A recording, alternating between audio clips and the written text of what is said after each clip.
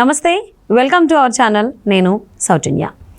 TDP అధ్యక్షులు చంద్రబాబు ఒక private ఛానల్కి ఇచ్చినటువంటి ఇంటర్వ్యూలో చాలా మాట్లాడారు. అందులో ఒకటి ఏంటి అని అంటే, ఒక ఐఏఎస్ అధికారి సీక్రెట్గా మారువేషంలో చంద్రబాబును కలిసి అక్కడ ఉన్నటువంటి ఏపీలో పరిపాలన ఎలా జరుగుతుంది ఏంటి అని చెప్తూనే నన్ను ఎవరో చంపేయబోతున్నారు, సో నన్ను చంపేయడానికి ప్లాన్ కూడా చేస్తున్నారు అని చెప్పేసి అని చాలా భయంతో చంద్రబాబుతో షేర్ చేసుకున్నారనే అంశాన్ని ఆయన ఒక ఇంటర్వ్యూలో చెప్పడం జరిగింది. ఇందుకు ఎవరు ఐఏఎస్ అధికారి, ఈ అంశానికి సంబంధించి మనతో మాట్లాడడానికి, వారి విశ్లేషణని మనతో పంచుకోవడానికి ఈరోజు మనతో పాటు ఉన్నారు senior journalist, senior political analyst C S Rao garu ఉన్నారు. వారితో మాట్లాడదాం. నమస్తే రావు గారు. నమస్తే. ఒక ఐఏఎస్ అధికారి చంద్రబాబుని కలిసి, అది కూడా సీక్రెట్గా ఒక మారువేషంలో కలిసి ఏపీ పాలన ఎలా జరుగుతోంది ఏంటి అని చెప్తూనే నన్ను చంపేయబోతున్నారు సార్ అని చెప్పేసి అని కూడా చంద్రబాబుతో ఆయన షేర్ చేసుకున్నారు అన్నట్టు చంద్రబాబు లేటెస్ట్గా ఇచ్చినటువంటి ఒక ఇంటర్వ్యూలో చెప్పడం జరిగింది. సో ఇప్పుడు ఐఏఎస్ అధికారి ఎవరు ఏంటని చెప్పేసి అని అందరికీ ఒక క్యూరియాసిటీ పెరిగిపోయింది. ఎవరు ఐఏఎస్ అధికారి, ఎందుకు అలా చెప్పడం జరిగింది? ఇప్పుడు చంద్రబాబు నాయుడు ఇంటర్వ్యూ చేసిన తర్వాత కొన్ని లక్షల మంది చూశారు. మాజీ సీఎం ప్లస్ ఉధృతంగా ప్రచారం జరుగుతున్నటువంటి సమయంలో ఏబిఎన్ రాధాకృష్ణ చేసినటువంటి ఇంటర్వ్యూ చూస్తే కనుక చంద్రబాబు నాయుడుది, ఆ ఇంటర్వ్యూ మొత్తంలో చంద్రబాబు నాయుడు చెప్పినటువంటి ఒక అంశం క్యూరియాసిటీని పెంచుతుంది. ఎందుకు క్యూరియాసిటీని పెంచుతుంది అంటే, రాష్ట్రంలో జగన్మోహన్ రెడ్డి పాలన ఏ విధంగా ఉంది అనేది ఒక ఐఏఎస్ అధికారి చంద్రబాబు నాయుడు తోటి షేర్ చేసుకున్నారు. దాంట్లో పెద్ద విచిత్రం ఏం లేదు కదా అనుకోవచ్చు. కానీ మారువేషంలో వచ్చి చంద్రబాబు నాయుడిని కలిశారు అని అంటే, చంద్రబాబు నాయుడిని ఎవరైనా కలిస్తే ఏ విధంగా జగన్మోహన్ రెడ్డి టార్గెట్ చేస్తారు అనేదానికి అదొక ఉదాహరణ. ఆ ఇంటర్వ్యూలో జగన్మోహన్ రెడ్డి యొక్క సైకాలజీ గురించి, జగన్మోహన్ రెడ్డి యొక్క యాటిట్యూడ్ గురించి చాలా క్లియర్గా చంద్రబాబు నాయుడు ఎక్స్ప్లెయిన్ చేయడం జరిగింది. జనరల్గా ఫస్ట్ నుంచి సైకో అని చెప్పి విమర్శిస్తూ ఉంటారు తెలుగుదేశం పార్టీ వాళ్ళు జగన్మోహన్ రెడ్డిని. సైకో కాదు, ఆయన సైకోకు మించినటువంటి నార్సిజం అనేటువంటి ఒక వ్యాధితో అతను బాధపడుతున్నారు. నార్సిజం అనేది చాలా భయంకరమైనటువంటిది. సైకో, నార్సిజం రెండు కలిపి ఆయనకున్నాయి.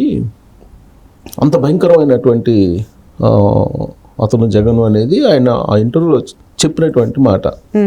అంటే ఎదుటి వాళ్ళు బాధపడుతుంటే సంతోషించేవాళ్ళు, లేదా ఎదుటి వాళ్ళని హింసిస్తుంటే హ్యాపీ ఫీల్ అయ్యేవాళ్ళు, ఇలాంటివన్నీ ఉన్నాయి లక్షణాలు అతనికి అనేటువంటి యాంగిల్లో చెప్పారు. సరే, ఒక ప్రతిపక్ష నాయకుడు ప్లస్ పొలిటికల్గా ప్రత్యర్థి జగన్మోహన్ రెడ్డి కాబట్టి అలాంటి విమర్శలు చేసి ఉంటారు అని చెప్పి మనం అనుకోవడానికి అవకాశం ఉంది ఆ కామెంట్స్ని బట్టి. అయితే చంద్రబాబు నాయుడు చెప్పింది ఏంటంటే, ఆ సందర్భంగా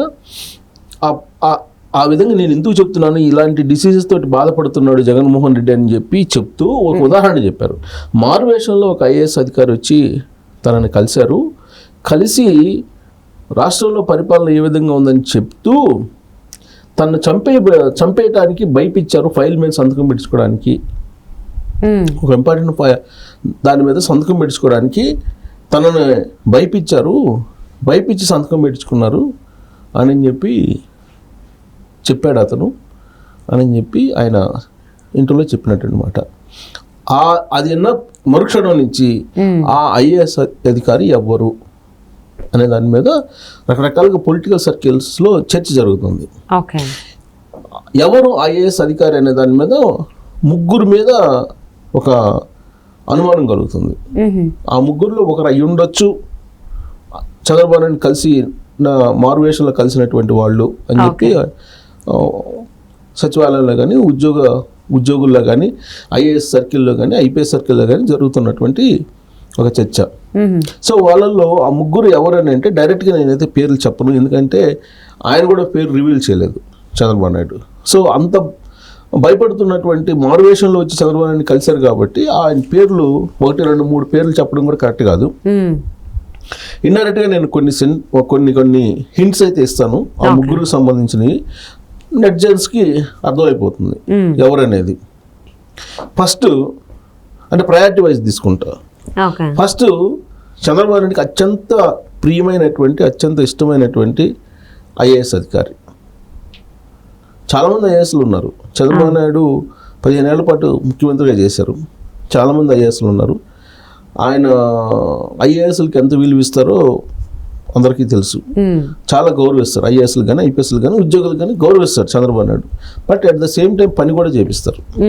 అందుకే చాలామంది అనుకుంటారు ఈయనేమో 18 గంటల పాటు పని చేయాలంటాడు, ఆయనతో పాటు మేము కూడా చేయాలంటారు, రివ్యూల మీద రివ్యూలు చేస్తూ ఉంటారు, ఆయనతో పాటు మేము కూడా పొద్దుపోయేదాకా ఉండాలి అనేటువంటి ఒక చర్చ ఉద్యోగ వర్గాల్లో నడుస్తుంటుంది చంద్రబాబు నాయుడు గురించి. సో అయినప్పుడు అక్కడ అంత చంద్రబాబు నాయుడు ఎంత కష్టపడతారో 18 గంటలు అంతే 18 గంటలు కష్టపడే ఐఏఎస్ ఆయన. అందుకే ఆయనకి ఇష్టం, చంద్రబాబు నాయుడుకి అత్యంత ఇష్టం. ప్లస్ ఆయన సీఎంగా ఉన్నప్పటి నుంచి కూడా చాలా క్లోజ్గా ట్రావెల్ అయ్యేటువంటి ఐఏఎస్ అధికారి. ఇటీవల కాలంలో చంద్రబాబు నాయుడు మీద అనేక రకాల కేసులు పెట్టారు. ఆ కేసులు పెట్టినటువంటి సందర్భంగా ఏ ఆధారంతో అయితే కేసు పెట్టారో ఆ ఆధారాన్ని బలవంతంగా తీసుకున్నారు అతని దగ్గర నుంచి. దాంతో చంద్రబాబు నాయుడిని అరెస్ట్ చేశారు అనేది ఇంకొక హింట్.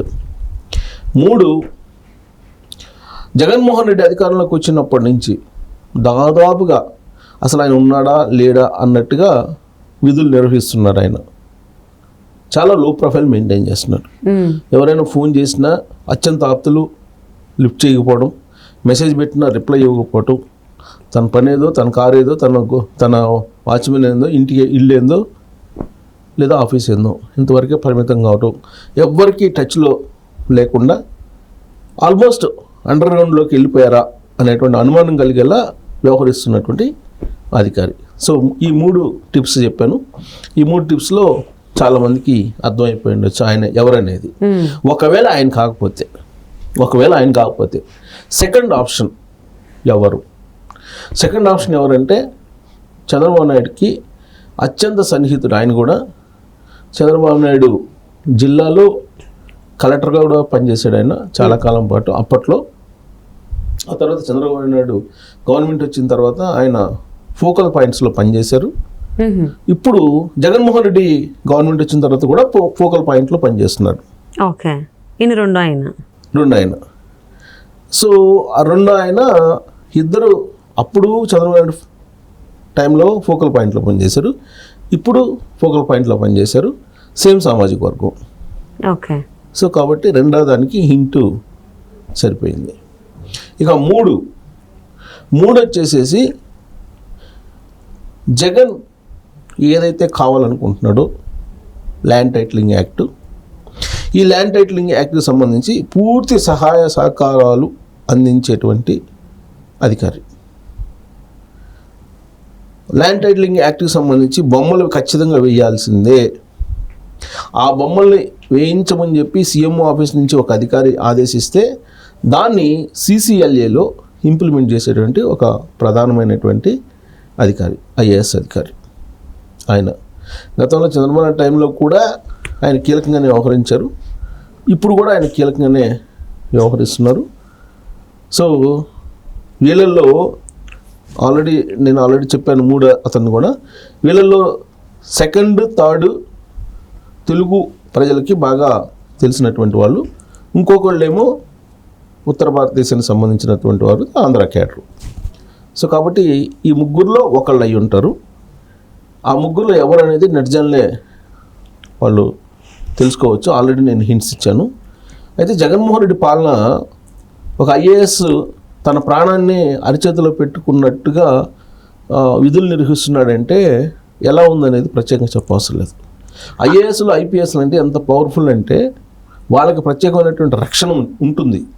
అలాంటి వాళ్ళే జగన్మోహన్ రెడ్డి పరిపాలనలో భయపడుతున్నారంటే ఒక ఫైల్ మీద సంతకం పెట్టకపోతే సంతకం పెట్టడానికి వాళ్ళ కుమార్తె పెళ్ళిని ఆపడము, లేకపోతే వాళ్ళ కుమార్తెకి సంబంధించినటువంటి వ్యవహారాలను బయటికి తీయటము, ఇలాంటివి చేసి బ్లాక్మెయిల్ చేసి సంతకాలు పెట్టుకుంటున్నారు అనేది విషయాన్ని చంద్రబాబు నాయుడు ఆ ఇంటర్వ్యూలో చెప్పిన తర్వాత, అది విన్న తర్వాత ఎలాంటి పాలన జగన్మోహన్ రెడ్డి హయాంలో నడుస్తుంది అనే దానికి ఉదాహరణ ఆయన చెప్పినటువంటి సైకో, వాళ్ళ తర్వాత నార్సిస్, సైకో ప్లస్ నార్సిస్ ఈ 2 కలిపితే ఎలా బిహేవ్ చేస్తారో అలాంటి బిహేవియర్ ఉందని చెప్పి చంద్రబాబు నాయుడు చెప్తూ ఆ ఉదాహరణలు చెప్పారు. సో దాంట్లో ఆ మారువేషంలో వచ్చిన ఐఏఎస్ అధికారి ఆల్రెడీ నేను హింట్ ఇచ్చాను ఎవరు అనేది నెగ్జల్ తెలుసు. రాబోయేటువంటి రోజుల్లో బయటకు వస్తుందా లేకపోతే ఆల్రెడీ జనాలు అర్థం చేసుకుంటారా అనేది. ఈవెన్ జగన్మోహన్ రెడ్డి పాలన గురించి అయితే పర్టికులర్గా ఏం చెప్పాల్సిన అవసరం లేదు. సామాన్య ప్రజలు కూడా చాలాసార్లు ఎక్స్పీరియన్స్ చేశారు. ఇది దానికి ఇంకొంచెం ఆజ్యం పోసినట్టు అవుతుంది. ఒక ఐఏఎస్ అధికారి ఇంతలా భయపడ్డం అనేది చూద్దామండి ఎప్పుడు తెలుస్తుంది ఏంటనేది.